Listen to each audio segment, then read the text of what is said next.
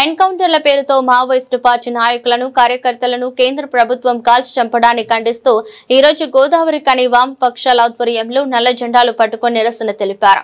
ఈ సందర్భంగా CPI new democracy జిల్లా సహాయ కార్యదర్శి నరేష్ మాట్లాడుతూ ఏజెన్సీ ప్రాంతంలో ఉన్నటువంటి ఖనిజ సంపదను కార్పొరేట్ కంపెనీలకు కట్టపెట్టేందుకు మావోయిస్టు పార్టీ నాయకులను సానుభూతి పరులను పెద్ద ఎత్తున బూటకపు ఎన్కౌంటర్లలో కాల్చి చంపుతున్నారని విమర్శించారు।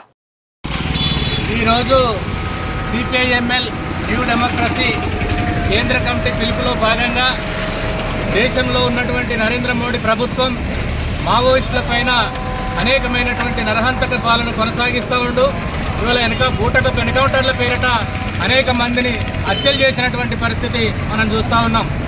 ఆ ఎన్కౌంటర్లలో నంబాల కేశవరావు కానీ ఇడ్బా కానీ తదితర మావోయిస్టు నాయకులు కార్యకర్తలను ఆదివాసులను అందరినీ కూడా మరి బూటకపు ఎన్కౌంటర్ల పేరిట హత్యలు చేయడం అనేది దుర్మార్గమైనటువంటి చర్య। ఈ చర్యను సిపిఐఎంఎల్ న్యూ డెమోక్రసీ తీవ్రంగా ఖండిస్తూ ఇవాళ గోదావరి కని పట్టణంలో సిపిఐఎంఎల్ న్యూ డెమోక్రసీ పెద్దపల్లి జిల్లా కమిటీ ఆధ్వర్యంలో నిరసన కార్యక్రమాన్ని చేపట్టడం అనేది జరుగుతూ ఉంది।